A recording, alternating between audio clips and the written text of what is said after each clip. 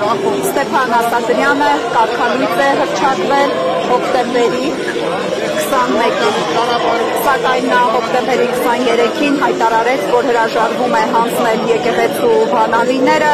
ավելին հայտարարեց, որ պատրաստվում է այսպես կոչված պատարակ մատուցել։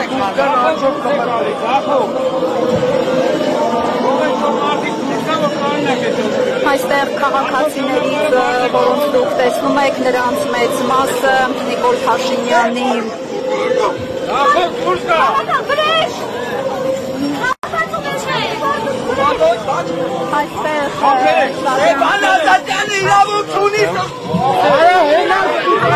բերանը փակեցին,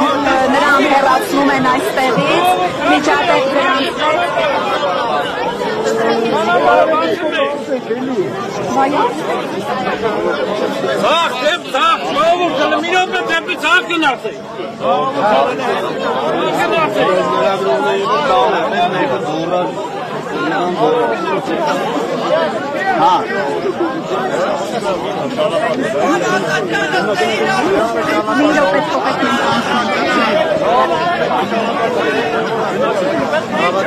Ես նշեմ, որ այստեղ քիչ առաջ միջադեպ գրանցվեց քաղաքացիական